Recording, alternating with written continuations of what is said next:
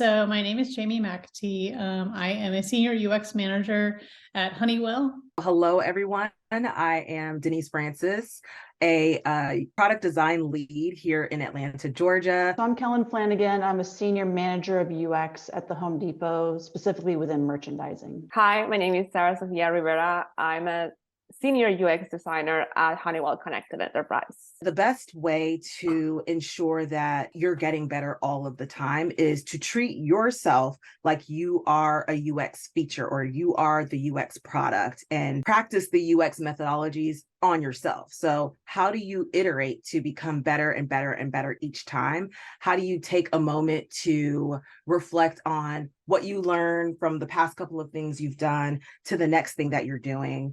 Again, being realistic in your process and who you are. If you don't find yourself to be that polished of a visual designer, spend some more time there getting better. Just like find your weaknesses and figure out how to kind of flip them into strengths. And that would involve also taking feedback and making sure that you're applying it just like you would apply feedback from doing an interview in research for a UX product. And then I would also say staying inspired is also important. I think people feel like they need to jump into their daily work and just become experts at that only. But I think it's really important to step outside of that and find other avenues of things that inspire you to keep you motivated and to keep a different perspective in the background of what you're creating every day. Every person is different and everybody should be inspired by something different, which brings something special to the table. So that's a really great way to continue to get better and better and better. And then the last thing that I would say is to define your work and your personal values. So create a list of 10 on each side.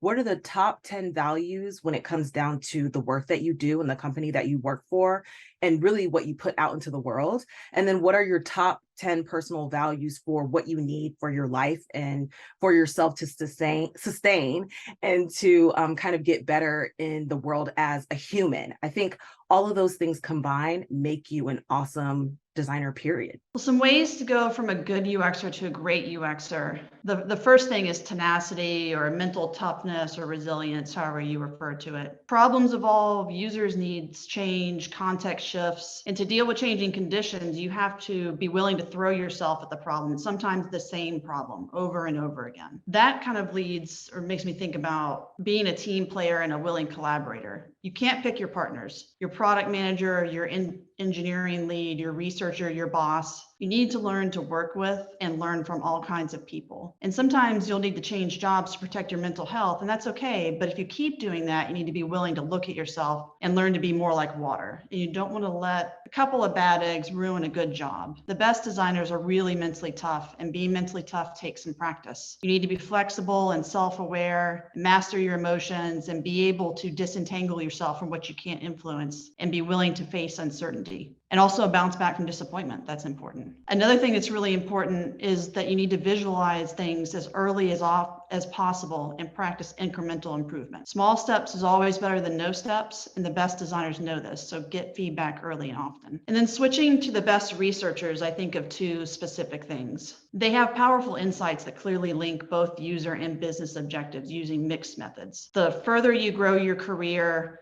the more the business really speaks in data. And the best researchers use both qualitative and quantitative methods to pinpoint exactly what stakeholders need to know, and they go the extra step to recommend what to do about it. Your role is to teach or to tell a story about what the stakeholders don't already know. They hired you to teach them something. And then the last part is asking questions.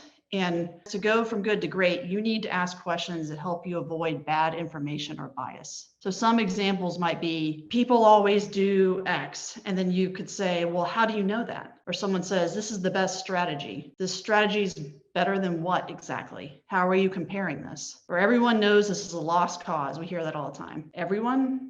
Who precisely? The best designers are the most curious ones that get the facts in the room. For me, the best way to go from good UXer to great UXer was to become a better listener. Sometimes I'm more on the visual design part, and sometimes we are like, oh, but this works better because this looks great, or because the theory says this. No, we are not the users, and the things we do are not theory. So we need to be open to listen what the users can say to us, what our teammates might bring into our team, and the better listener you become, the more humble you become, become, your designs will become even better, especially because you're understanding what you're trying to solve. I mean, you might have your hypothesis, but you always have to be open that this may be wrong or right enterprise. Always be looking for opportunities to push yourself and to grow. That's something that as a manager, I'm working with my team to try and help them identify, what are the areas you want to grow in?